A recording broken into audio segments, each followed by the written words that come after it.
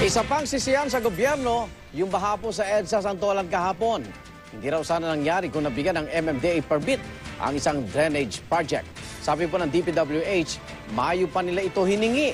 Ang katwiran naman ng MMDA sa report na saksing si Susan Enriquez. May bago pa ba sa baha sa Espanya Boulevard? O sa ilang kalsada sa Mandaluyong? Basura at kababaan ng lugar ang madalas sisihin ng mga otoridad. Pero sa baha sa EDSA Santolan kahapon na nagdulot ng trapiko, ang sinisi ng DPWH, MMDA. Hindi pa rin daw kasi ibinibigay ng MMDA ang permit para simula ng pagpapalit ng drainage pipe mula sa White Plains hanggang Main Avenue na Mayo pa hiniling.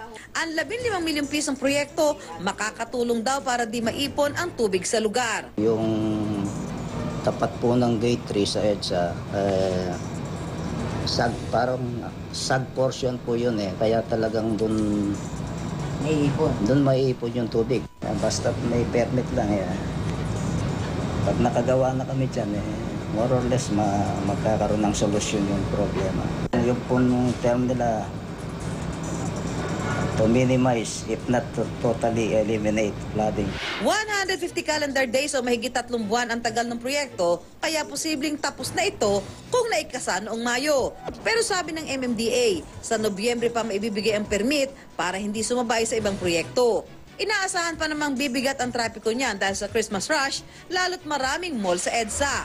Ang recommendation sa akin ng traffic engineering namin sa November, dahil ang gustong mauna dati ng DPWH na gawin dito sa EDSA, priority nila ay yung Magallanes Interchange. Baka sasama lang daw lalo kung hindi hintayin matapos ang ibang proyekto. Maraming reports na gano'n na yung contractor yon na hindi nakaka-comply sa deadline, yun siguro ang dapat Dapat disiplinahin ng DPWH. May internal naman sila, rule siguro dyan na yung mga nakapending ngayon, dapat madaliin na. Kasi hindi naman pwedeng sabay-sabay lahat. Ako, si Susan Enriquez, ang inyong saksi.